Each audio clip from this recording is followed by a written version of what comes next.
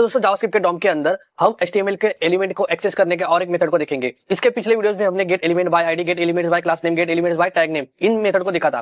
तो आज हम देखेंगे क्वेरी सिलेक्टर के बारे में। तो क्वेरी सिलेक्टर एक ऐसा मेथड है जिससे हम टैग्स को भी एक्सेस कर सकते हैं, क्लास को भी एक्सेस कर सकते हैं और आईडी वाले को भी एक्सेस कर सकते हैं। तो दोस्तों जब हम CSS में किसी एलिमेंट्स को सिलेक्ट करना हो, तो जैसे हमें क्लास को सिलेक्ट करना हो तो हम डॉट लगाते थे और आगे क्लास का नेम, फिर आगे हम स्टाइलिंग देते थे। अगर वो आईडी हो तो हम हैश लगाते थे और अगर वो टैग हो तो हम सिंपली उस टैग का नेम लिखते थे, फिर आगे स्टाइलिंग करते थे।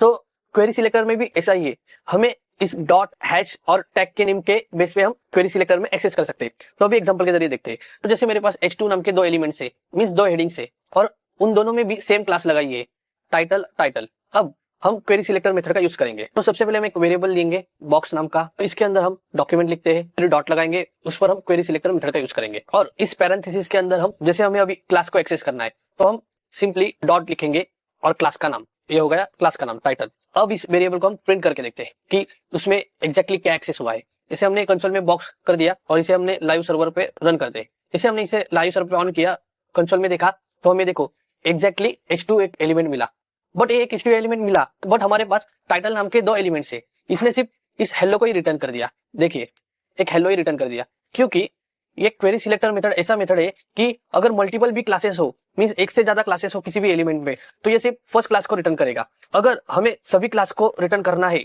मतलब जैसे गेट एलिमेंट आईडी कैसा है कि यूनिक आईडी होता है तो वो सिर्फ एक ही ऑब्जेक्ट को रिटर्न करता है, एक ही एलिमेंट को रिटर्न करता है, सेम वैसे ही क्वेरी सिलेक्टर मल्टीपल भी क्लासेस हो तो वो सिर्फ फर्स्ट वाले क्लास को रिटर्न करेगा, जैसे इसने हेलो को रिटर्न किया।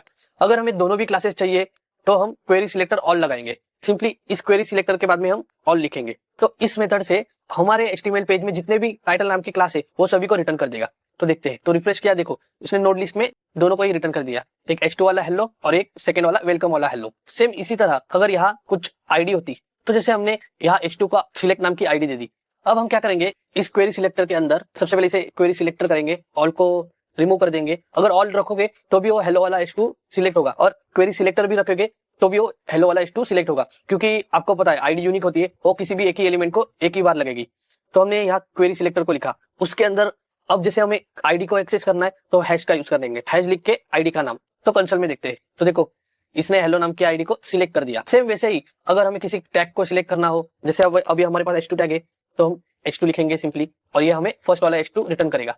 इसे रिफ्रेश करते हैं, देखो ये फर्स्ट वाला h2 रिटर्न करेगा। अगर क्वेरी सिलेक्टर के बाद सिंपली ऑल लिखेंगे तो ये दोनों h2 को हमें रिटर्न कर देगा। तो देखो नोड लिस्ट में इसने दोनों h2 को रिटर्न कर दिया। इसी प्रकार से हम क्वेरी सिलेक्टर से आईडी को भी एक्सेस कर सकते हैं, क्लास को भी एक्सेस कर सकते हैं और टैग नेम को भी एक्सेस कर सकते हैं।